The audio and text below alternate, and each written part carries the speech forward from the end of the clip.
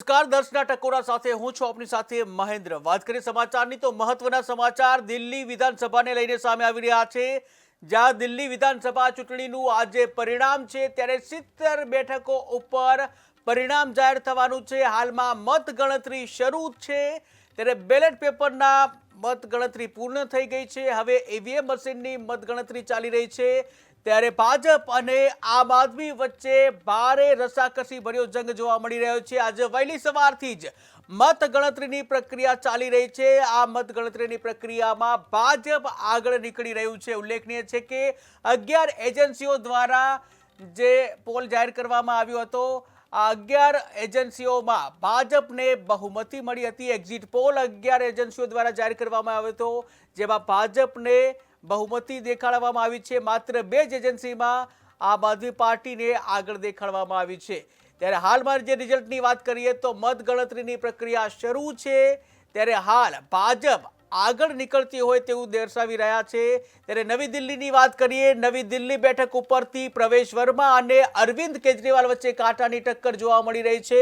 ત્યારે અરવિંદ કેજરીવાલ હાલ આગળ નીકળતા જોવા મળી રહ્યા છે। કાલકાજી બેઠકની વાત કરીએ તો મુખ્યમંત્રી આતિશી છે, આતિશી પાછળ ચાલી રહ્યા છે। તો મહત્વના સમાચાર સામે આવી રહ્યા છે।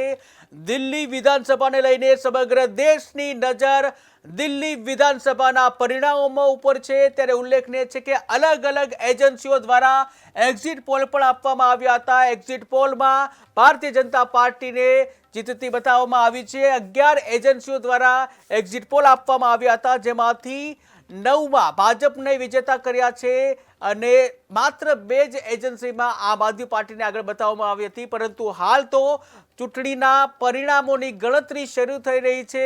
આ ગણતરીમાં બેલેટ પેપરના જે તમામ વોટ છે તેની ગણતરી થઈ ગઈ છે, ત્યારે હવે ઈવીએમ મશીન દ્વારા ગણતરી કરવામાં આવી રહી છે, જ્યાં સૌ કોઈની નજર દિલ્હીના પરિણામો ઉપર છે। ત્યારે દિલ્હી વિધાનસભા ચૂંટણીમાં પોસ્ટલ બેલેટ ગણતરી પૂર્ણ થઈ છે, ઈવીએમ ગણતરી ચાલુ છે। ત્યારે હવે શરૂઆતના વલણોમાં ભાજપ 25 જે કહી શકાય ભાજપ છે 44 જેટલી બેઠકો ઉપર આગળ દર્શાવી રહ્યા છે। આમ આદમી પાર્ટી 25 બેઠક ઉપર આગળ દર્શાવી રહ્યા છે। ત્યારે હાલ ચૂંટણીના પરિણામો જે ગણતરી ચાલી રહી છે, ત્યારે કંઈ પણ થઈ શકે છે, પરંતુ હાલ તો શરૂઆતના વલણોમાં ભાજપની મજબૂત પકડ જોવા મળી રહી છે। ભાજપની શરૂઆતના વલણોમાં ભાજપ આગળ નીકળતું જોવા મળી રહ્યું છે। ઉલ્લેખનીય છે કે 2015 અને 2020માં પણ જે એક્ઝિટ પોલ આવ્યા હતા, પરંતુ એક્ઝિટ પોલ ખોટા પડ્યા હતા। ત્યારે વધુ એકવાર 11 એજન્સી દ્વારા એક્ઝિટ પોલ કરવામાં આવ્યા છે, જેમાંથી 9 એજન્સીઓએ ભારતીય જનતા પાર્ટી વિજેતા થાય તેવો દાવો કર્યો છે। માત્ર 2 એજન્સીઓએ આમ આદમી પાર્ટીનો દાવો કર્યો છે, પરંતુ આ એક્ઝિટ પોલ સાચા પડશે કે ખોટા તે આજે ચિત્ર સ્પષ્ટ થઈ જશે। આજે પરિણામ છે અને આ ચૂંટણીના પરિણામ જે ગણતરી અત્યારે ચાલુ છે, મતગણતરી ચાલુ છે, ત્યારે હાલ તો સૌ કોઈની નજર દિલ્હી વિધાનસભાના પરિણામો ઉપર છે।